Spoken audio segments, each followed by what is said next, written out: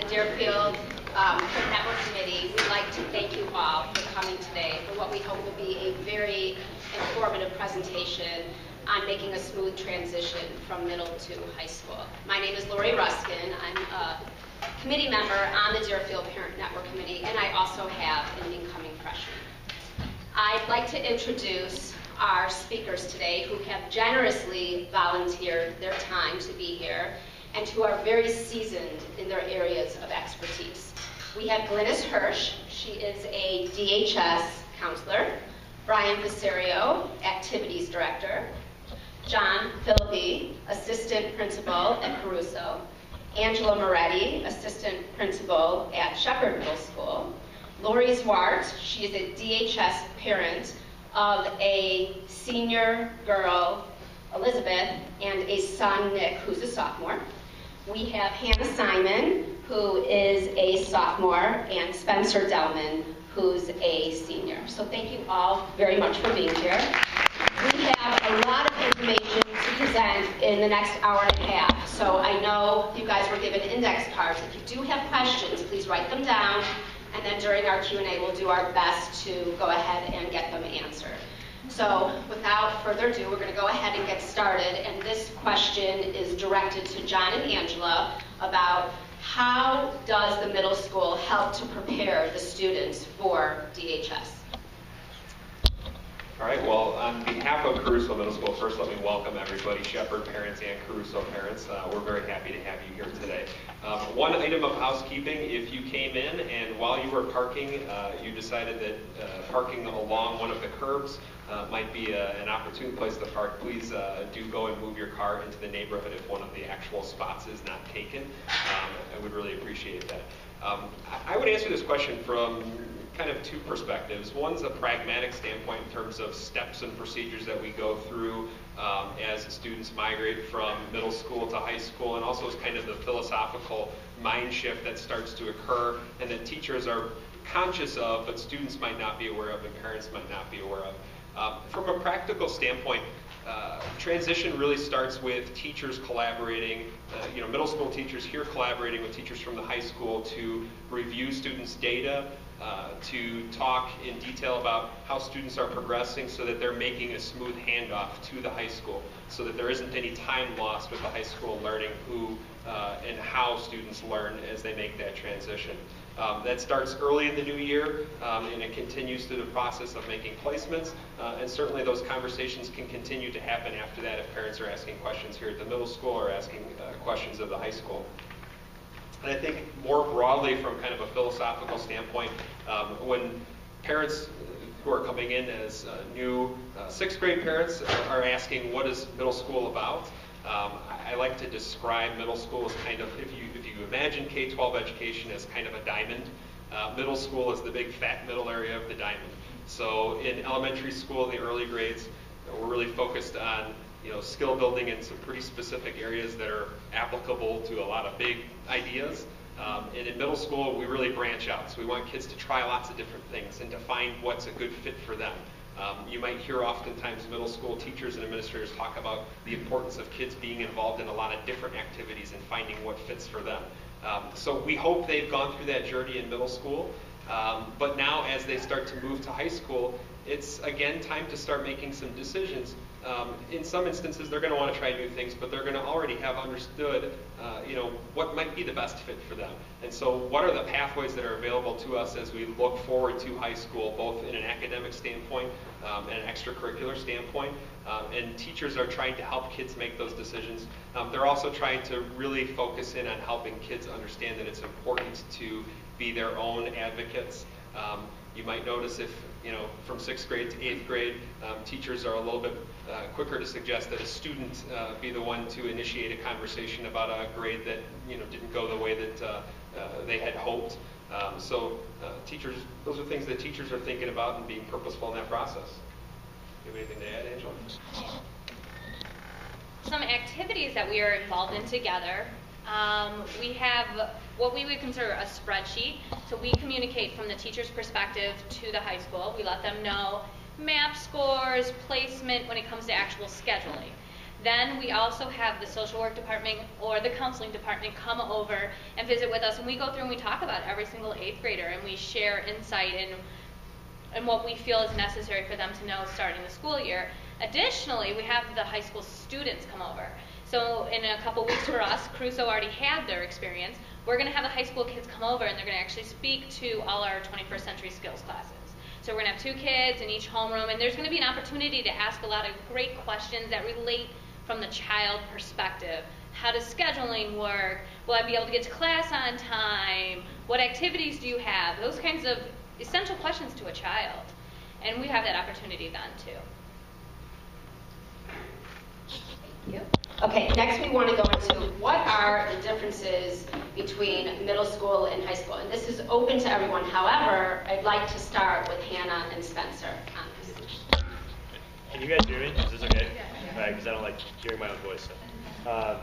So I think that like the main point that any student can give to a fellow student or to the parents of future students is that it's not that in high school you become like a free individual. You know, we still have a closed campus, we have structured periods, we have everyone goes to lunch at, you know, whatever time, there's only a short span, but you have the opportunity to be an individual.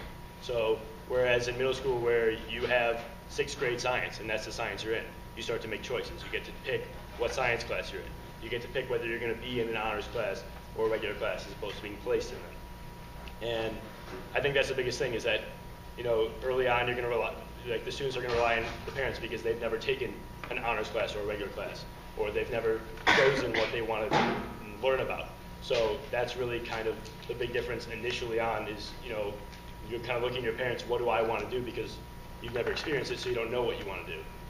But then as you progress, the biggest difference is that you get to start to pick, you know, kind of what you learn. And kind of like Ms. Murray was saying, that you've kind of taken the time in middle school to start to see what you like, see what you're interested in, and you know the biggest thing is once you find something, you want to stick with it.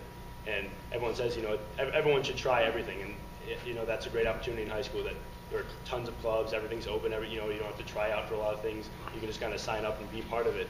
But once you find something you want to be a part of, you should do your best to be a part of it and to stand out and to, you know, really become a member of whatever that community is. So whether it's stage crew and you know started to do it at Crusoe, you can start out right away as a freshman and be tech theater all year round for all the plays. Or if it's sports, you can try out right away in the fall. A lot of the freshman teams are no cut. You know, it's a lot of things. Just be involved and get yourself involved in what you want to do. Kind of like relating to like the school academic part of it, I feel like the freshman teachers are very, very understanding. Like they know everyone. It's like a lot bigger school. It's a lot different. There's like nothing. There's a lot of similarities, but the school is different. There's passing periods. There's so many more people. So I feel like that the teachers are really understanding and lenient toward like each individual and how everybody like has different skill levels and they're all kind of placed in one class. Like I know for freshman English, there can be a different span of like skill levels and they have to adapt and they're very like individualized and understand that everybody's coming from different places. Crusoe might have read one book, Shepherd read a different book. They have to like adapt to what everybody knows. And then also there's a lot more opportunity. You can be on 5 clubs and 2 sports throughout the year. You don't have to like focus on one thing. You can try a sport and if you don't make it, there's another tryout the next week. Like there's so many different things that you can try and see if you like it, if you don't, and then if you don't like it, then you know for the next year that that's not what you want to stick with. So there's a lot of differences and like there's a lot more opportunity and choices that you can pick from. And just one more thing about the academics to go along with what you said. I think that kind of there's the individual motivated idea that everyone, you know, we're lucky that we have middle schools that motivate us and we have teachers that aren't going to just do all the work for us and kind of, they like to hold our hand, but we have to lead them where we're going. And that's kind of a nice thing that we have, especially all the way up through, you know, elementary school and through middle school. And when you get to high school, you're expected that the habits that you've formed, you're going to maintain those. And although the teachers are always there, you can email them, you can talk to them. You know, it's a lot easier than trying to go to office hours at a university. They're always in the building, they're always there. But there is an expectation that you're going to start to take the habits that you've been taught and that you have formed and utilize those, you know, to your fullest potential. And that's what is nice is you have the opportunity to utilize them. One last thing, we have something called the ARC, which is the Academic Resource Center, and that is new this year. Normally we had like different math labs, English labs, but now everything's in one, and there's peer tutors, there's professional like teachers and tutors who are in there who can help with all types of math, any foreign language, social studies, science, everything. And throughout the day, there's a ton of teachers in there who can help like in the individual subjects, and that's really helpful because it's open from 7:15 till 5, so you can go all throughout the day during free period, during lunch, and there's always either a peer tutor or an actual teacher who can help you if you can't find the time to go find your teacher. They all like know what you're learning if you go to that teacher for that certain class, and so that's really nice to have too. Anyone else? I think the only thing that I would add with how they interact with teachers, I think email is extremely important. And so the teachers there is that expectation from everything from activities director emailing things out to kids to the teachers. There is that expectation that kids will check their emails at least once a day, sometimes multiple times a day. Lots of kids have it on their phones and will check their email because teachers send things out, and they do get emails from their teachers as well too. What? And Infinite Campus, right? And so through their Infinite Campus as well, they receive messages there too. So email, that kind of sort of communication is huge at the high school. And it's through the students. That's one important thing. Is like right now, if you have an issue with a teacher, things like that, the parent can kind of act as the mediator between the student and the teacher, and that's totally acceptable. And it's kind of new ground. But when you get to high school, like no teacher wants to see an email from your Comcast account. Okay, or whatever it is. Like they would even if you're sitting next to your student typing out the email, that's totally fine. But they would much rather see the student send them an email. Hey, can I come in Thursday morning and talk about this? It's just like if you get pulled over by a police officer, they want to hear you. That's a bad example. I've never been pulled over, I promise. But they want to see them take the initiative. They're going to be much more accepting to the information that they want to give out if the student wants to take the initiative and show them that they're interested in trying to fix whatever the problem was. They'll want to help more so you hear from us. Like I know like if you need to like get a hold of a teacher, like they're always, you could call their phones too if like the email doesn't work or whatever. But for when you like hear an email, like teachers are pretty good with answering them, and they'll always want to help like if they can, or they'll direct you somewhere else. So I think communication is really important. I think two things in summary. The kids use the word opportunities. There's just an amazing number of opportunities, especially for a school our size, to participate and to get involved. And the second theme that I think is really important is we expect students to take more initiative. We want them to reach out. We want them to try to connect with teachers, connect with activities, connect with their counselor. So we really want them to take on that responsibility. And of course, we don't expect it day one of high school. It's not like August 21st you walk in and all of a sudden you're self-assured and ready to go. But it's a 4-year process. But we hope that the freshmen really start to take on some responsibility for themselves. And I'll offer, with regards to how middle school is different from high school, it's different for your student. It's also different for you as a parent. So as you think about your child making this transition, I experienced some transitions relative to starting freshman year, your child will come home talking about kids you've never met before. And that's a new adjustment. Or perhaps getting a ride with an upperclassman that you're not familiar with. So that's a new adjustment as a parent.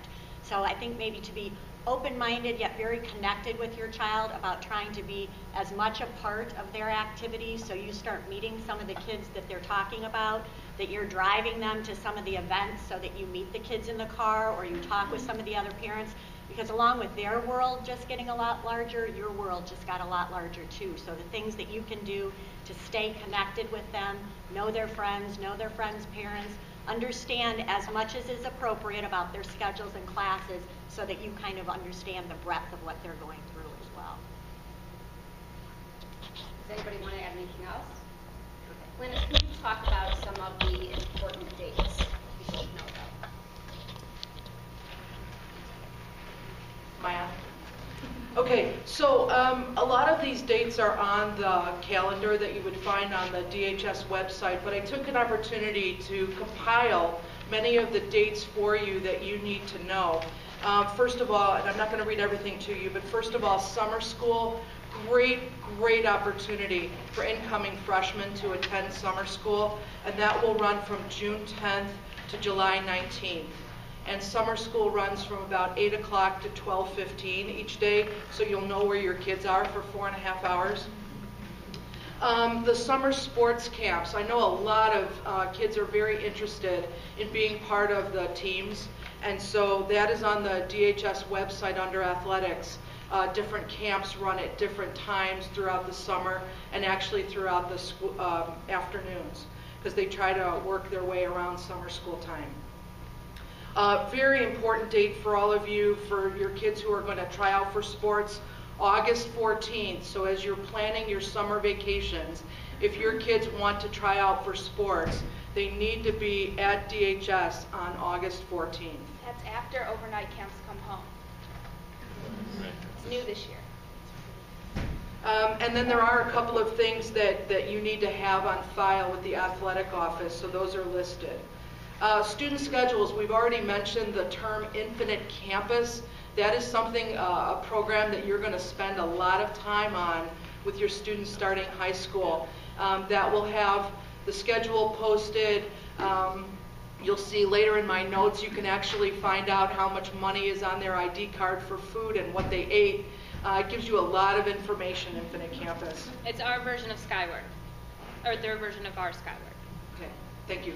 And that's going to come out around August 9th, so you can look for that. You actually already have your Infinite Campus code. I believe you've already received that. When you're able to see the schedule, that's a great time to say to your son or daughter, let's go over to the high school, let's walk your schedule, let's figure out the building. And you may be able to get an older student to help you, the neighbor to help you, somebody around the building who's there during the summer, because as we start getting going, there's a lot more people around the building. I would very much encourage you to walk the schedule, because then your son or daughter will feel so much better when school starts.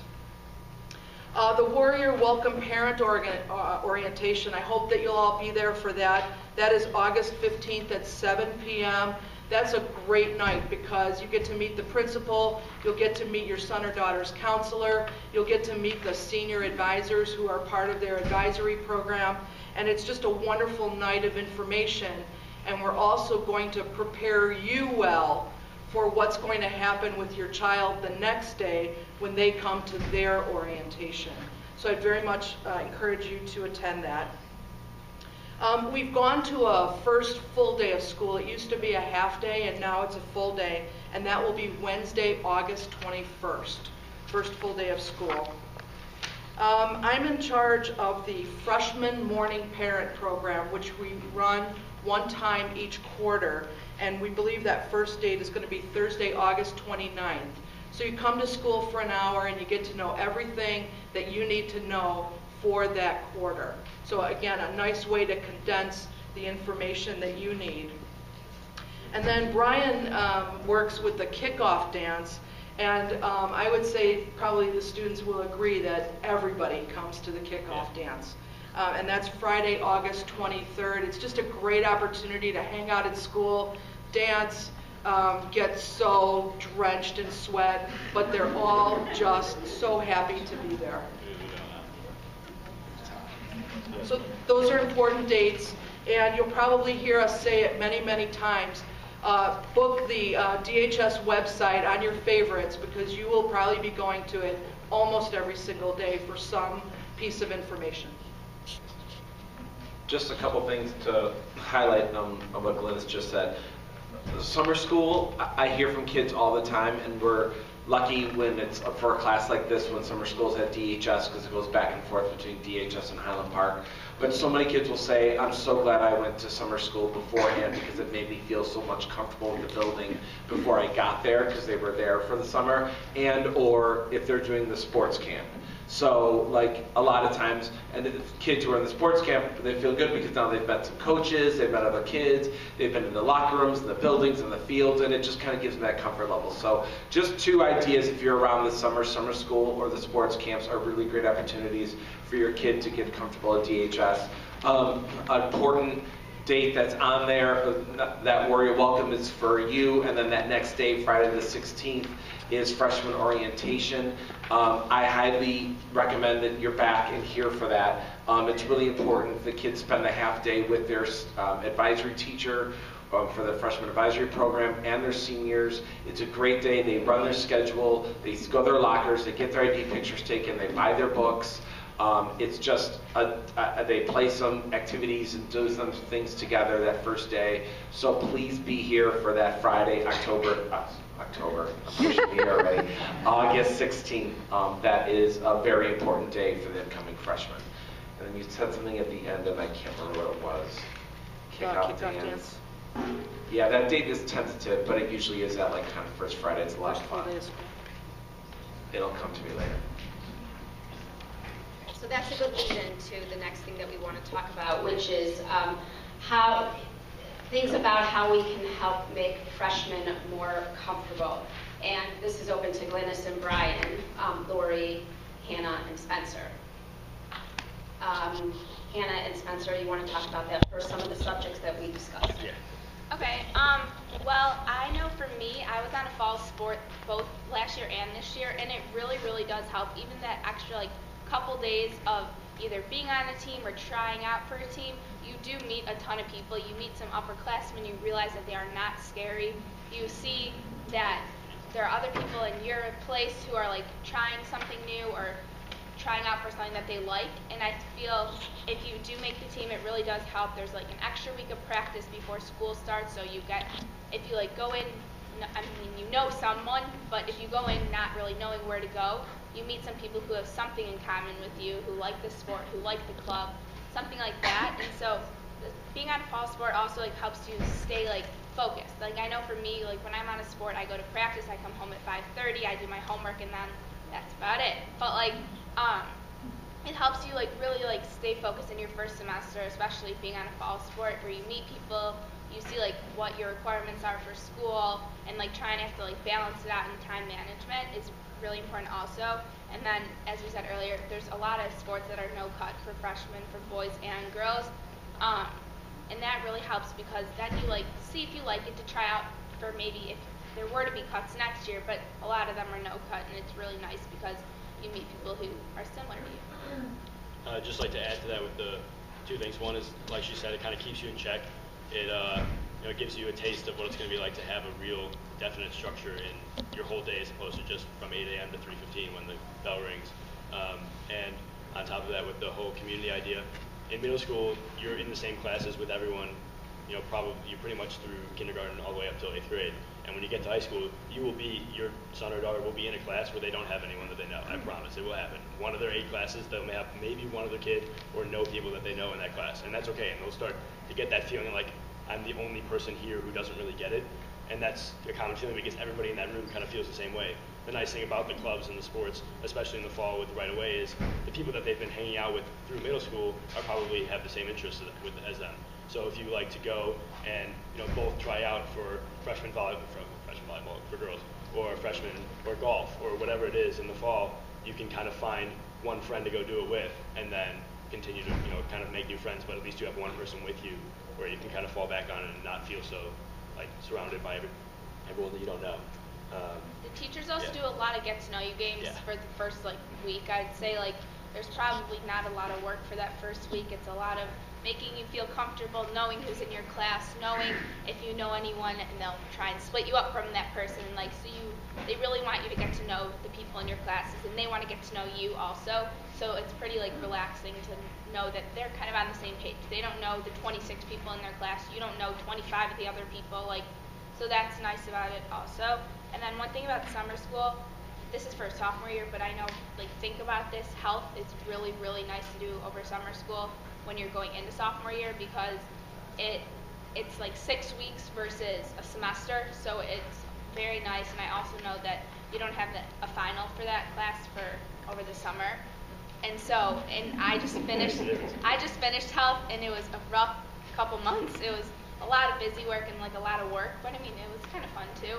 But like, I know my friends who did it over the summer are very, very happy they did it. Very happy. And then so I'm just going down the list here, but there's another thing it says. It talks about freshman orientation in the book fair, like what Mr. V was talking about, as well as homeroom. And your homeroom class is your one class that you'll be with all 4 years. It'll be the same X number of kids all 4 years, and you'll have an assigned homeroom teacher, and you'll stay with them. So every 4 years, the teacher gets a new class, and they stick with them from freshman until senior. So that's kind of an opportunity to get put back in the kind of situation you're in middle school, where although that first day you might not know the kids in your homeroom, that will become something that is consistent throughout those 4 years. So, every day at 9:07, I walk into my homeroom and I see the same 20 faces. And whether we're really close friends, whether we totally disagree on stuff, whatever it is, there's always the same people, and it's kind of a nice, reassuring moment. So you'll kind of come to get that nice break in the morning, and you'll see the same people. Right? It's not like you have to go and write or anything. It's very relaxing. You do the pledge, you look at the announcements, and you hang out for 20 minutes, and that's really all it is. And just like freshman orientation, the same thing. Your freshman advisory the whole year will be. It's a much more social environment than a studious environment. If I could just back up for a moment, we've kind of talked quite a bit about sports, but not everybody's into sports. Yeah. And I just want to make the point that there's so many other things for kids to do who are not involved in sports, and we want them to jump into those activities right from the start.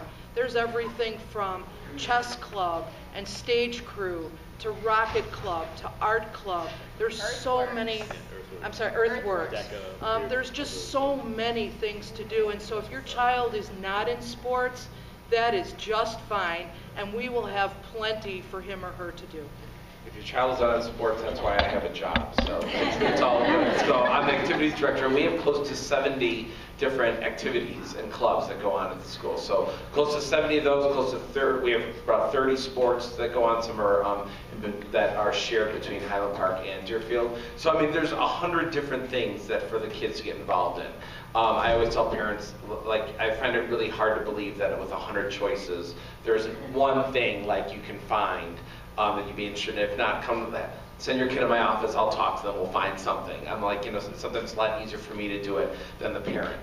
But yeah, there's a ton of the booklet. There's a booklet that hopefully you received if you came to activities night just a week and a half ago. We had that at the high school, but if you missed it, information is online, or you could always stop by the high school sometime and pick up an activities program. That's no problem. It's available whenever you need it. You can always shoot me an email or call me if you have any questions. But a majority, I would say like 95, probably 96% of our sponsors are DHS teachers or staff members. So they're in-house, they're in the building, and they're there because they love it and are really involved in that activity.